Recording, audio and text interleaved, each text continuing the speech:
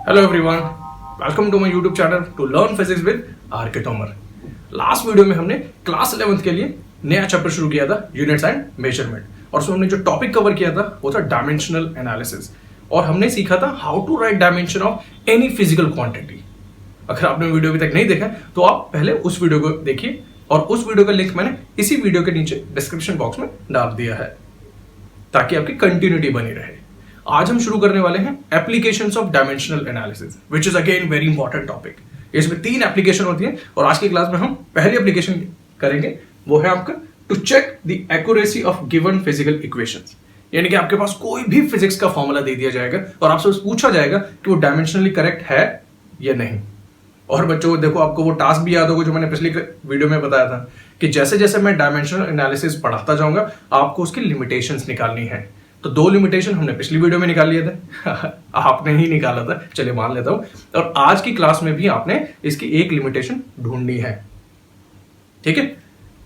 वो हम बताएंगे कैसे कि आखिर आपकी इक्वेशन करेक्ट है या नहीं। उसके लिए हम हेल्प लेते हैं principle of homogeneity of dimensions. जैसे कि मैथ्स में करते हैं left hand side is equal to right hand side, chemistry में भी करते हैं कि left hand side chemical equation में वो राइट हैंड साइड का मास बराबर होना चाहिए। सिमिलरली यहां पर भी किसी भी फिजिक्स के फॉर्मूले में कोई भी फिजिक्स की इक्वेशन दी जाए तो उसमें जो लेफ्ट साइड की डायमेंशंस होंगी वो राइट साइड की डायमेंशन के बराबर होनी चाहिए। बस इसकी स्टेटमेंट आपकी याद ऐसे करनी है that it states that any physical equation must be dimensionally balanced। इसका मतलब क्या है? The dimensions of various quantities on left hand side of the equation must be same as that on right hand side। तो ये तो statement आपकी 1 marker का question हो गया, बट इससे भी ज्यादा इंपॉर्टेंट होते हैं इसके न्यूमेरिकल्स, जो कि आपके कॉम्पिटिटिव एग्जाम्स में भी आते हैं, जेई मेंस में भी आते हैं, नीट में भी आता है, और ये आपके स्कूल के एग्जाम्स में भी पूछे जाते हैं, ठीक है। तो हम पहले इजी से शुरू करेंगे और फिर उसका लेवल धीरे धीरे बढ़ाएंगे। तो चलिए फिर शुरू करते हैं पहले क्वेश्चन के साथ। ये हमारा पहला एग्जांपल आ गया, इजी है, पहले हम इजी से ही शुरुआत करेंगे।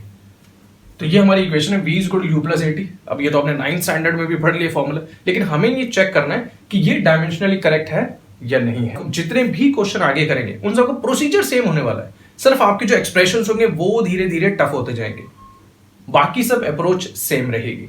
तो चलिए शुरू करते हैं। तो सबसे पहले हम लेफ्ट हैंड साइड की बात कर लेते हैं। डायमेंशन ऑफ v वो हमें पता है, दैट इज LT - 1। सिमिलरली अब राइट हैंड साइड की बात कर लेते हैं, वहां पर हम लिखेंगे डायमेंशन ऑफ u वो भी LT - 1 होता है। इसी तरीके से डायमेंशन ऑफ a भी निकाल लेंगे हम, जो कि होता है LT - 2, और लास्ट में एक और क्वांटिटी हमारे पास है, वो है डायमेंशन ऑफ t दे देगा, तो वहां से आ जाएगा ये। तो ये हमारी राइट हैंड साइड की क्वांटिटीज लिखी है। अब आपको सिर्फ इसी इक्वेशन में इन सब की डायमेंशन की वैल्यू पुट कर देनी है। तो वो क्या बनेगा आपके पास, LT - 1 for u plus a की जगह हम डालेंगे LT - 2 और t की जगह डालेंगे हम सिर्फ t, और सॉल्व करके मेरे पास आ जाएगी इक्वेशन LT - 1 प्लस LT - 1। अब आपको तो याद ही होगा, मैं इसे क्या लिखूं, सिर्फ LT - 1 या ट्वाइस ऑफ LT - 1। तो आप बिल्कुल सही कह रहे हैं, ये सिर्फ डायमेंशंस हैं और डायमेंशन में कोई न्यूमेरिकल वैल्यू ऐड नहीं होती है। तो यहां पर हमारे पास सिंपल आंसर बचेगा LT - 1। तो हमने प्रूफ कर दिया LHS का जो डायमेंशन है वो RHS के डायमेंशन के बराबर है, यानी कि प्रिंसिपल ऑफ होमोजेनिटी हमने सेटिस्फाई कर दिया। Hence we can write this equation is dimensionally correct. वो जो एक चीज का और ध्यान रखिएगा, कई बार बच्चे सिर्फ लिख देते हैं दिस इक्वेशन इज करेक्ट, वो इस वर्ड को इग्नोर कर देता है। बट अगर आपने लिखा दिस इक्वेशन इज करेक्ट, सिर्फ इतना लिखा, तो आपके नंबर कट जाएंगे, because we have proved that this equation is just dimensionally correct. That means may be possible that any given equation may be dimensionally correct but numerically wrong. For example इसी में ले लेते हैं, देखो अगर मैंने ये u + 80 की जगह u - 80 दिया होता, या फिर इसमें u के साथ 2 भी लगा दिया होता, तो अब हमें तो पता है कि ये वाला इक्वेशन मैथमेटिकली तो रॉन्ग है, लेकिन अगर आप डायमेंशनली देखेंगे तब भी आपका आंसर यही आएगा। तो अब आपने बिल्कुल कैच भी कर लिया है, जैसा मैंने आपको बोला था कि लिमिटेशन आपको ही निकालनी है। तो यही आपकी आज थर्ड लिमिटेशन आ रही है। 2 हमने पिछली वीडियो में की थी, थर्ड आपकी आज की क्लास में आ गया है, that any dimensionally correct equation may B numerically wrong. तो इसलिए डायमेंशनली अपने आंसर में लिखना मत भूलिएगा, ठीक है।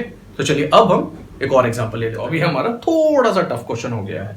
ये है आपका t = 2π √k² + L² / L × g, where T is time, K is radius of gyration, L is length and G is again acceleration due to gravity. Procedure वैसे ही होगा, तो एक्सप्रेशन देके डरना नहीं, स्टेप सारे के सारे सेम ही होंगे। तो यहां पर भी हम देख लेते हैं, लेफ्ट हैंड साइड वो आपका फिर T बन जाएगा, अकेला टाइम पीरियड है। जब राइट हैंड साइड को आप सॉल्व करेंगे, यहां आपका थोड़ा सा डिमांडिंग है। K क्या है? रेडियस ऑफ gyration, तो रेडियस ऑफ gyration भी डिस्टेंस ही होता है, तो इसकी जो डायमेंशन होगी वो L स्क्वायर होगी। दूसरा भी लेंथ ही है, वो भी L स्क्वायर होगा। डिनोमिनेटर में आपके पास एक L है और एक LT-2 है, और whole raise to the power half. अब ये तो हमें पता है कि L square plus L square L square ही होता है, तो न्यूमरेटर आपका L स्क्वायर बन गया है। डिनोमिनेटर को अगर हम सॉल्व कर लेते हैं तो ये हो जाएगा L square T⁻² whole raise to power half. Next step में आप देखो L स्क्वायर कट गया है और बचेगा आपका T की पावर ऊपर जाएगा 2 हो जाएगी, पावर हाफ है, तो यहां पर भी हमारे पास बच रहा है सीधा सीधा T। तो अगेन हमने प्रूफ कर दिया कि left hand side is equal to right hand side है, and again we can say that this equation is also dimensionally correct. तो जैसा मैंने आपको पहले कहा कि एक्सप्रेशन आपको हो सकता है कि कॉम्प्लिकेटेड दिखेंगे, टफ से लगेंगे, पर स्टेप्स सारे के सारे वही हैं। ये हमारा एक और इंपॉर्टेंट क्वेश्चन आ गया है, T is equal to RH rho G divided by 2 cos theta. इस बार T टाइम नहीं है, इसलिए गिवन वेरिएबल को ध्यान से पढ़ लिया करो। T is surface tension, R radius, H height, rho density, G acceleration due to gravity and theta is angle of contact. तो चलिए मेरे से पहले कर दीजिए ये वाला क्वेश्चन भी आप। तो लेफ्ट हैंड साइड इसकी डायमेंशन हो जाएगी हमारे पास MT⁻²। आई होप आपको याद है अभी भी, ठीक है, नहीं तो फॉर्मूले से भी निकाल सकते हैं, इट्स नॉट कि आपको याद ही करनी है सारी की सारी, आप फॉर्मूले से निकाल लीजिए फोर्स अपॉन लेंथ करके। फिर राइट हैंड साइड की बात करते हैं। राइट हैंड साइड इजी है इस बार हमारे पास, R लेंथ, H भी लेंथ होगा, density mass upon volume, G acceleration LT-2, और डिनोमिनेटर की डायमेंशन कुछ होगी ही नहीं, क्योंकि एंगल चाहे एंगल ऑफ कॉन्टैक्ट है, कोई सा भी एंगल की कभी भी डायमेंशन आएगी ही नहीं, और 2 एक नंबर है तो उसकी भी नहीं है। अब आप इसे भी देखो, आप सॉल्व कर लेंगे तो आपके पास बचेगा MT-2। तो यहां पर भी आपके पास left hand side is equal to right hand side आ गई है, और आपकी ये इक्वेशन भी डायमेंशनली करेक्ट है। तो समझ में आ गया ना बच्चों? देखो आप बस प्रोसीजर एक ही है, एक्सप्रेशन चाहे टफ लगे घबराना नहीं है, सारे के सारे एक ही स्टेप्स हैं। तो अब मैं आपको कुछ इसी पे बेस्ड होमवर्क दे देता हूं, और उसके आंसर फिर मेरे कमेंट बॉक्स में जरूर डालिएगा, पर जरूर डालिए। 5 क्वेश्चन मैंने आपके लिए होमवर्क में दिए हैं, और इन सब के आंसर आप मेरे कमेंट बॉक्स में जरूर डालिएगा। तो ये आपकी इक्वेशन जहां पे v² - u² is equal to 2as है, ये हमें सब पता है। s is equal to ut plus half at², snth is equal to u plus a/2 2n-1, where snth is the distance travelled in nth second. ये आप देखिए fourth equation of motion होती है जो आप 11th में करेंगे। v is equal to under root p² by rho, where p is pressure, rho is density, and last is v is equal to e by rho, where e is modulus of elasticity and rho is same density। और अब हम इसी application में based second type का question कर रहे हैं, वो भी उतना ही इंपॉर्टेंट है जितना कि ये, बस उसमें थोड़ा सा हमें दिमाग ज्यादा लगाना पड़ता है। ठीक है, तो चलिए शुरू करते हैं। Type 2 questions of the same application. Type 2 का पहला क्वेश्चन आ गया है। अब इसमें क्या होगा, आपको जो इक्वेशन दी होगी वो डायमेंशनली करेक्ट है, वहां से फिर आपको जो अननोन कुछ कांस्टेंट दिए होंगे उनकी डायमेंशन निकालनी है। तो जैसे इसमें भी v वेलोसिटी है, t टाइम है, और मुझे a, b और c की डायमेंशन निकालनी है। कॉन्सेप्ट हमें फिर वैसा ही लगाना है, और हमें इसमें देखो क्या करना होता है। पहला स्टेप होता है कि आप फाइंड आउट करो कि किन टर्म्स के बीच में प्लस या माइनस का साइन है, एडिशन या सब्ट्रैक्शन का, क्योंकि हमें पता है कि same dimensions can only be added और सब्ट्रैक्टेड। इसका मतलब मैं कह सकता हूं कि ये जो सर्कल वाली टर्म्स हैं, इन सब की डायमेंशन आपस में बराबर है, और इक्वेशन भी डायमेंशनली करेक्ट है। इसका मतलब हर इंडिविजुअल सर्कल टर्म का लेफ्ट साइड की डायमेंशन बराबर होगी, यानी कि मैं कह सकता हूं dimension of v equals to dimension of at²। अब v की डायमेंशन हम सबको पहले से ही पता है, वो हो जाएगी LT-1। a की डायमेंशन हमें नहीं पता है, उसे मैं ऐसे लिख लेता हूं, और t² को मैं इस तरीके से लिख लेता हूं। बस अब आपको इसे इधर भेजना है, सॉल्व कीजिए, और डायमेंशन ऑफ a आपके पास आ रही है LT-3।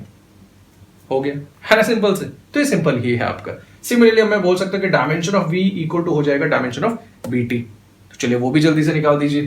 तो वहां पर क्या हो जाएगा, LT-1, और इस बार आप इक्वेट करेंगे b इंटू t को, तो यहां से डायमेंशन ऑफ b आपके पास आ जाएगी LT-2, और लास्ट आपका C, उसकी डायमेंशन अकेले V के बराबर है, इसलिए C के लिए तो कोई कैलकुलेशन करने की जरूरत नहीं है, स्ट्रेट अवे आप लिख सकते हैं LT-1।